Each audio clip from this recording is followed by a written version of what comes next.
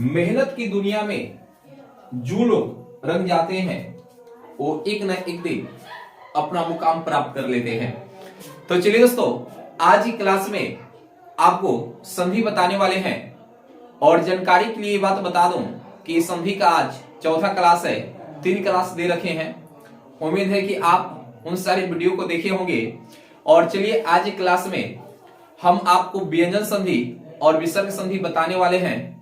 एकदम दिल से बताएंगे, आपके दिलों में ये जाकर टॉपिक उतर जाएगा और दिमाग में एनी टाइम के लिए याद बनकर रहेगा, आपको सताएगा भी। क्योंकि सर अगर टॉपिक सताने लगे तो समझ जाइए कि पढ़ाई समझ में आ रही है।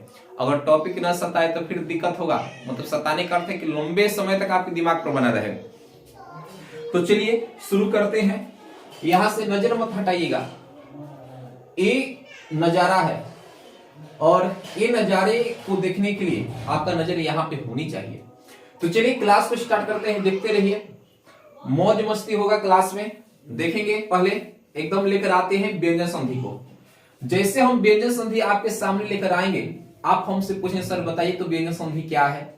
तो सबसे पहले तो ये जानें कि व्यंजन संधि क्या है।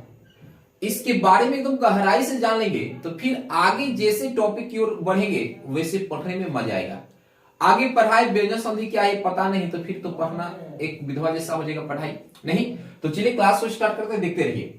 सबसे पहले व्यंजन संधि, और यहाँ पे जो संधि है, आप इससे मैं बात कर रहा हूं, यहाँ पे जो संधि है तो दोस्तों संधि का अर्थ होता है मेल या जोड़ना। और संधि का विलोम शब्द क्या होगा? विग्रह। और संधि को तोड़ना क्या कहलाता है? संधि विच्छेद। तो यहां पे देखिए संधि का अर्थ होता है प्लस। अब देखिए यहां पे प्लस डाल दिए तो ए प्लस, देखिए संधि को क्या करेगा, यानी व्यंजन संधि कैसे यहां से बनाएंगे। तो देखिए यहां पे जो प्लस है, प्लस के आगे भी व्यंजन होनी चाहिए और प्लस के बाद भी व्यंजन होनी चाहिए, या प्लस के पहले व्यंजन होनी चाहिए और प्लस के बाद स्वर होनी चाहिए। या कभी कभी ऐसे होता है कि प्लस के पहले स्वर आएगा तो प्लस के बाद व्यंजन होनी चाहिए। तब कौन से संधि का निर्माण होता है? तब व्यंजन संधि का निर्माण होता है। अगर ये बात आपके दिमाग में जाकर बैठ गया तो दोस्तों परिभाषा कभी याद नहीं करना पड़ेगा। अगर ये बात आपके दिमाग में नहीं चिपकेगा फेविकोल जैसा तो फिर आपको रट्टा मारना पड़ेगा।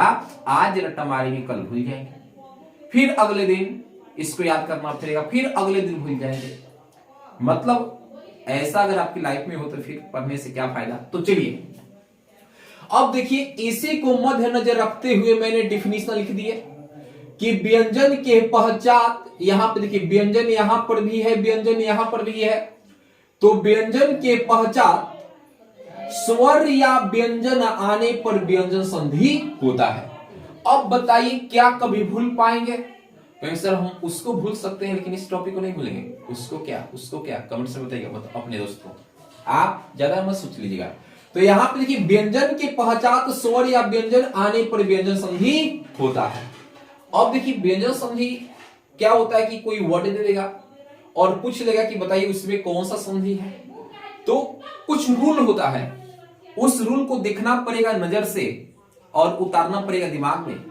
तो यहां पे देखिएगा पहला रूल क्या है, तो आपको पता है ना, क ख ग सब याद है ना? कहीं सर आज ही याद है? क ख याद करने के लिए कितना डंडा देह पर लगा है, भूल सकते हैं? अगर कोई भी चीज को याद करने के लिए देह पर फाठा गिरा हो तो लंबे समय तक याद रहता है। तो यहां पे देखिए हाई प्लस है तो प्लस, और प्लस के आगे म में हल है, म रहे आ प्लस, प्लस के बाद क से ज्ञ तक आता है और क से ज्ञ तक में म आता है, लेकिन म को नहीं लेना है। तो देखिए म में जो हल है इसके बदले इस बिंदु का प्रयोग करते हैं। ए बिंदु कहां लगता है? तो प्लस के आगे जो वर्ण रहता है उसके ऊपर लगता है। कहीं सर आपने क्या बोल दिए, बाउंस भाग गया, नो बॉल मिलनी चाहिए, नो बॉल हो गया, फ्री हिट मिलनी चाहिए। मतलब फ्री हिट मतलब एक बार और समझाइए तो एक बार आगे समझिए। देखिएगा ये प्लस है तो प्लस, इसके आगे म में हल है, म हो, आ प्लस क से ज्ञ तक में म को नहीं लेना है, तब इसके बदले हम इस बिंदु का प्रयोग करेंगे और इस बिंदु का प्रयोग इसके पहले वाला जो वर्ण होगा इस बिंदु को हम रखेंगे। आप कहेंगे सर एग्जाम्पल से बताइए, खोपड़ी में उतर जाएगा। एग्जाम्पल से बताएंगे तो जैसे देखिए सम प्लस दे, तो यहां पे देखिए सबसे पहले कि यहां पे देखिए प्लस के आगे म में हल है, यहां पे मिल रहा है, और यहां पे प्लस के बाद जो दे है, जो द है, वो इसके और इसके बीच में है। तो रूल क्या कहता है कि इसको गोली मार देना है।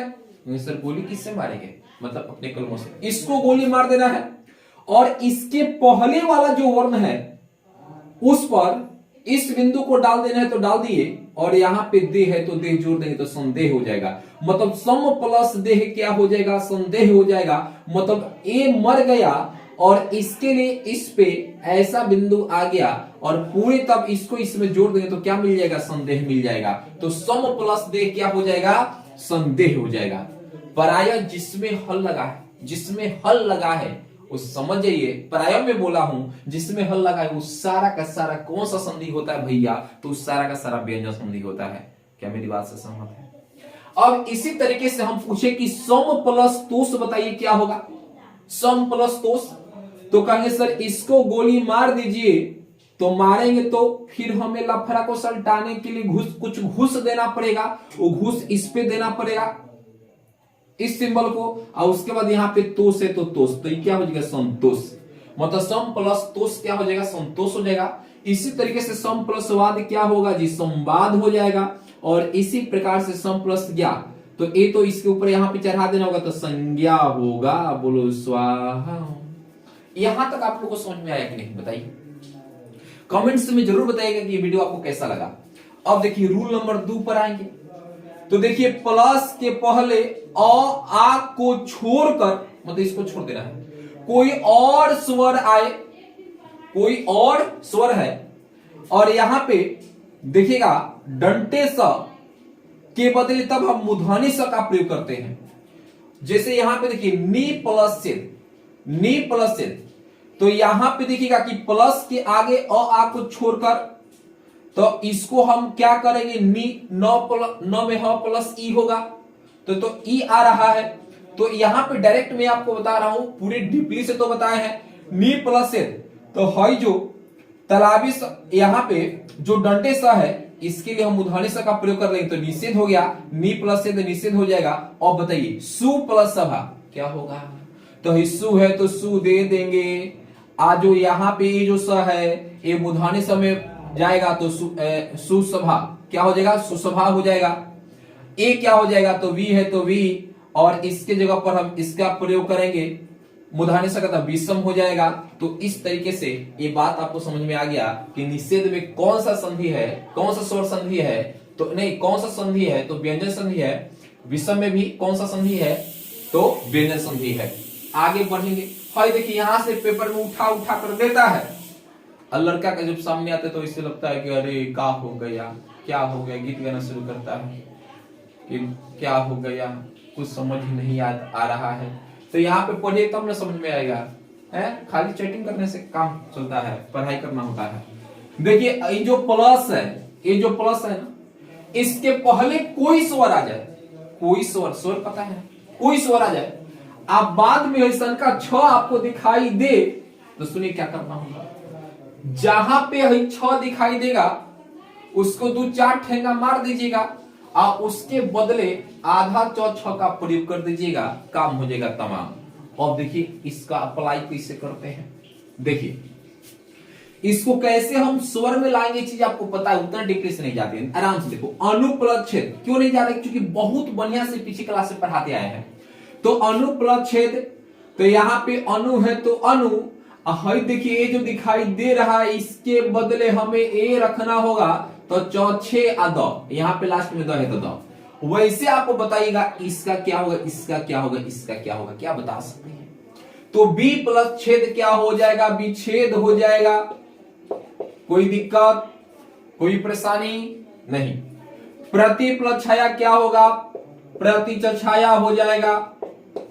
और मातृ प्लस छाया क्या हो जाएगा, मातृ छाया हो जाएगा। मुझे लगता है कि आपको वियोजन संधि बहुत अच्छे तरीके से क्लियर हो गया होगा। आइए बच्चों, अब बताने चल रहे विसर्ग संधि। सर विसर्ग संधि आइए पढ़ाएंगे, पढ़ा लेने दो यार, पढ़ा लेने दो। देखिए संधि का अर्थ प्लस, और प्लस के आगे विसर्ग आए, अब प्लस के बाद स्वर या व्यंजन आए तो कौन से संधि प्राप्त होता है जी? विसर्ग संधि प्राप्त होता है। विसर्ग मतलब है दो गो छोटा छोटा अंडा, आप प्लस इधर स्वर या व्यंजन। तो यहां पे देखिए विसर्ग के पहचान मतलब विसर्ग के बाद स्वर या व्यंजन आने पर विसर्ग संधि होता है। क्या बताएं विसर्ग संधि कब होगा? आप अपने आप से पूछो। नहीं सर हम अपने आप से नहीं पूछेंगे, हम तो उससे पूछेंगे, उधर ध्यान नहीं। बताइए विसर्ग संधि कब होगा? विसर्ग संधि क्या होता है बताइए? तो कहिए सर विसर्ग संधि विसर्ग के बाद स्वर या व्यंजन आए तो इससे विसर्ग संधि प्राप्त होता है। सही बताया। अब देखिए रूल, यहां पे देखिए अ आ, देखिए प्लस के आगे यहां पे विसर्ग है, अ आ को छोड़कर कोई भी स्वर, और यहां पे आ इधर आनी चाहिए, अ आ हर्षई, मतलब यहाँ पे आप देख रहे हैं, पूरा देख रहे हैं, किसी भी वर्ग का 3 4 5 ही तो आपको पढ़ाए हैं शुरुआती दौर में, यर अलावा आए तो इसके बदले हम इस र का, र में हल लगा है, इस र का प्रयोग करेंगे। जैसे नी आ प्लस आशा, जब इसको बढ़ाएंगे इस रूल पे तो निराशा होगा। इसलिए हम बता दे रहे हैं कि हमने बहुत सारी बातें बताते आए हैं। आशी प्लस स्वाद क्या होगा? आशीर्वाद। तो आशीर्वाद यहाँ पे ऐसा उड़ता ई रहेगा, र रहेगा, उड़ता र वहां पे रहेगा, ऐसा लोग यहाँ पे देते हैं जो गलत हो जाता है। अब आगे देखिए रूल दो, प्लस के आगे अ आ, यहाँ पे दो बिंदु देख रहे हैं, अ आ, बाद में कोई भी भिन्न स्वर हो तो लोप गायब हो जाएगा। जैसे अत प्लस एव, तो यहाँ पे देखिए बना दिए अतएव हो जाएगा। और रूल 3 विसर्ग के आगे हर्षई ई दीर्घ उ, नहीं हर्षई ई हर्षई उ आ प्लस र रहे तो लोप खत्म हो जाता है, ये दीर्घों में बदल जाएगा, ये भी दीर्घों में बदल जाएगा। जैसे नी आ प्लस रज, तो देखिए ये जो हर्षिकार से दीर्घकार से हो जाएगा तो नीरज हो जाएगा। नी प्लस रो क्या होगा? नीरो हो जाएगा। नी प्लस रो क्या होगा? नीरो हो जाएगा। नी प्लस रस क्या होगा? नीरस हो जाएगा। दू प्लस राज क्या होगा? दुराज हो जाएगा। और यहाँ पे ये वाला सवाल देता है, यहाँ पे दे देगा नी आ प्लस रो, आप पहला ही ऑप्शन ऐसे दे देगा निरोग, यहाँ पे देखिए ऐसे निरोग दे देगा, निरोग, तो ये गलत हो जाएगा। रूल के अनुसार बनाएंगे, यहाँ पे देखिए रूल के अनुसार बनाएंगे, निरोग में ऐसा चला जाएगा, निरोग ऐसा होगा। तो इस बात को आपको समझना पड़ेगा। इस तरीके से आज का क्लास खत्म हो गया। दोस्तों कमेंट्स में जरूर बताइएगा कि ये वीडियो आपको कैसा लगा।